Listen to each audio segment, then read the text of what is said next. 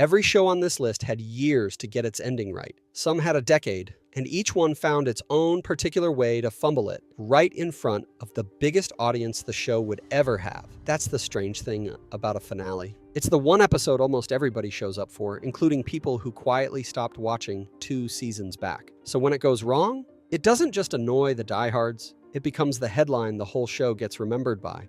Just talking? Well, what's the show about?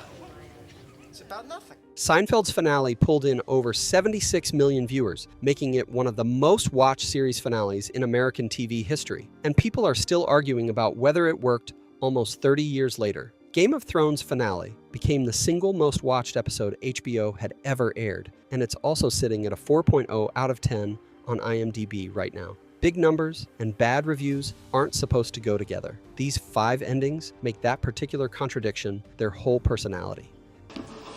Sorry. I know it's bad luck to see the bride in her dress. Worth it. Quick rundown before we get into it. This ranking is our take, not a scientific formula. We're weighing viewer backlash, critical reception, and honestly, how badly each ending undercut what the show had built. Lost, Seinfeld, How I Met Your Mother, Game of Thrones, Dexter, an ending so mocked it turned a serial killer drama into a joke about flannel. Any of this look familiar from when you were coming back? Oh, yeah. Here's my favorite leaf. How could I forget this place? What's wrong? When you came across the island, what side was the ocean on? Lost closed out with a 2.5-hour finale called The End, which aired on ABC on May 23rd, 2010, and drew about 13.5 million viewers. Critical response was actually split down the middle that night. Some reviewers found it moving, others thought it dodged too much. Where it really lost people was in the last few minutes, when the flash sideways timeline running through the whole final season turns out to be some form of the afterlife, all the characters reuniting after dying at different points, years apart. Here's the thing that makes this one interesting rather than just bad. The showrunners spent the entire run insisting the island itself wasn't purgatory, and they were telling the truth. It wasn't. But by closing on a church full of reunited deceased characters, they handed the audience just enough ambiguity to walk away with the exact theory they'd spent 6 years denying, that everyone had been dead all along. That's not actually what the finale says. It's just what a huge number of people heard. Online reaction that night on the forums and message boards people were actually using in 2010 ranged from calling it one of the best hours of television ever made to calling it a cop-out that dodged every mystery the show had spent years setting up. Lost sits at 5 because the craft is genuinely there. It's well shot, well acted. The emotional beats mostly land. The problem is clarity. A finale that still needs "here's what actually happened" explainer videos a decade and a half later isn't communicating its own ending clearly enough, whatever its other strengths.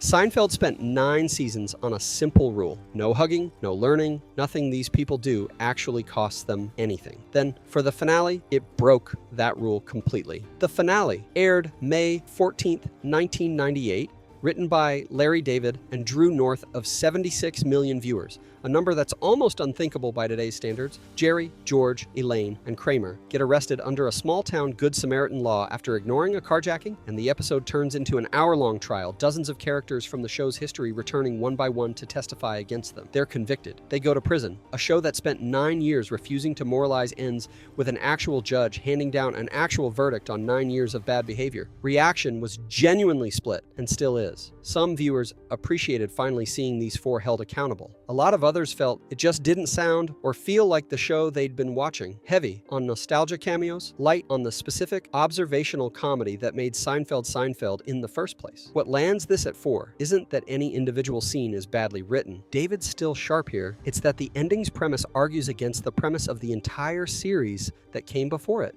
The whole country is going to be watching this. Now we got to do whatever it takes to win it, no matter what the cost. Now the big issue in this trial is going to be character. I want you to find out everything you can about these people, and I mean everything.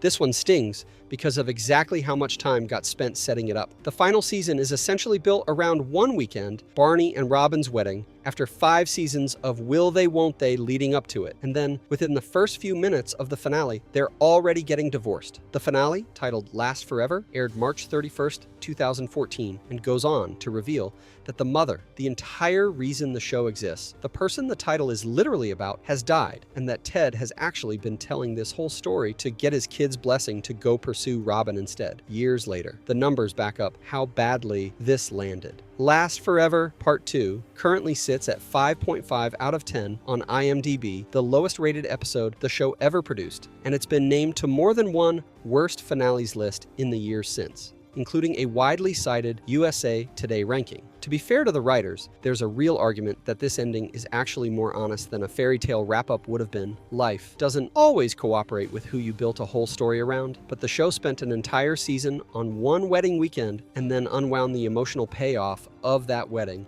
in a matter of minutes, without giving the audience much room to actually sit with either outcome. Even then, in what can only be called the worst of times, all I could do was thank God.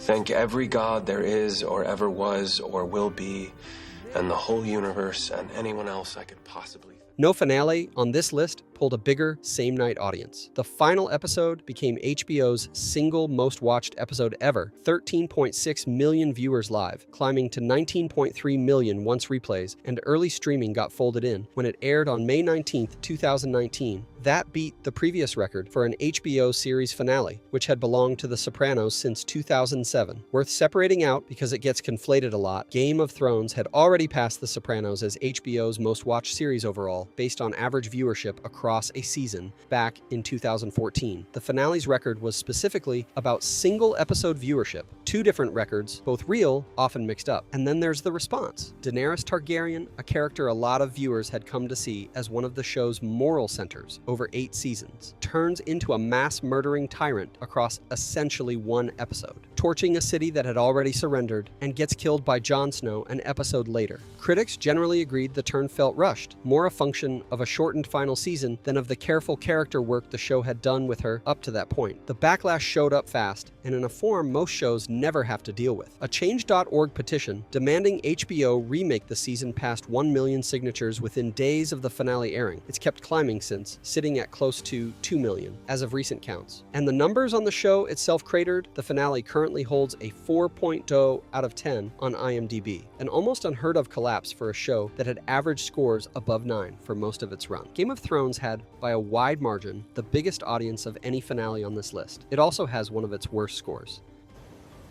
There's nothing in the world more powerful than a good story. Nothing can stop it. No enemy can defeat it. And who has a better story than Bran the Broken? And then there's Dexter, which somehow makes everything above it look almost restrained. Remember the Monsters? Aired on Showtime on September 22nd, 2013, closing out 8 seasons of a blood spatter analyst moonlighting as a serial killer with a personal code. It actually drew Showtime's biggest audience ever for the show, an estimated 2.8 million households, making it both the most watched episode Dexter ever produced and the largest single telecast in the network's history at that point. People showed up. What they got is a different story. Dexter's sister, Deborah, dies. Dexter sails his boat directly into a hurricane, apparently to die with her. Then the show cuts to him alive, bearded, working as a lumberjack somewhere in the Pacific Northwest, having seemingly walked away from every relationship and every consequence built across 8 seasons. No explanation given for how he got there or what he's doing next. That image became an instant target online. "We are all lumberjacks now," became one of the more widely repeated lines summing up the reaction that night.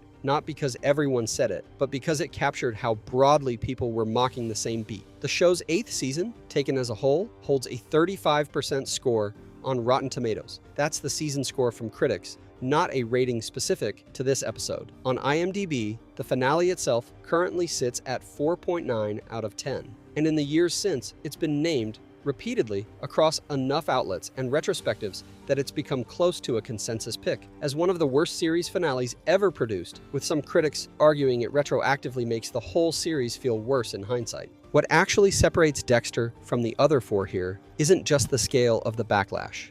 Lost, confused people. How I Met Your Mother broke hearts. Game of Thrones made people furious. Dexter's ending did something a little different. It took an 8-season psychological character study and let it end on a shrug, trading any real reckoning for a guy standing quietly in the snow, and asked the audience to call that closure.